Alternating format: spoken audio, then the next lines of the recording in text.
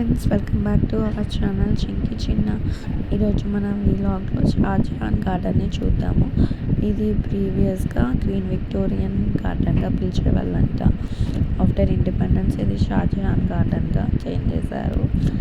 ఇది ఆగ్రాలో ఉంటుంది అండ్ తాజ్మహల్కి ఆగ్రా ఫోర్ట్కి మిడిల్లో ఉంటుంది, ఎగ్జాక్ట్గా ఏరియాలో. ఈ గార్డెన్లో వాకింగ్ చేయడానికి, జస్ట్ పిల్లల్ని ఆడుకోవడానికి అలా అంతా బాగా తీసుకొని వచ్చి బాగా ఎంజాయ్ చేయొచ్చు అనమాట. అండ్ ఇక్కడ చూసానంటే ఫ్లవర్స్ కూడా బాగా ఉన్నాయి. నాకైతే ఇక్కడ ఫ్లవర్స్ అంతా బాగా నచ్చాయి ఫ్రెండ్స్.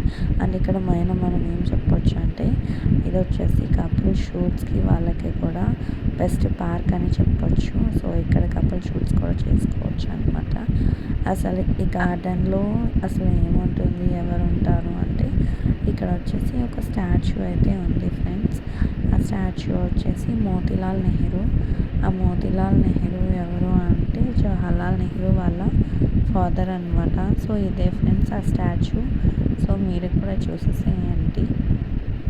ఇలా మేము కొద్దిసేపు ఆ పార్క్లో ఎంజాయ్ చేసామన్నమాట.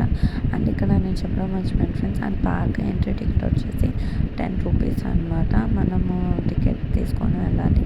అండ్ ఇది 7 వరకు అలో ఉంటుంది. ఆఫ్టర్ 7 అనేది పార్క్ క్లోజ్ చేసేస్తారు.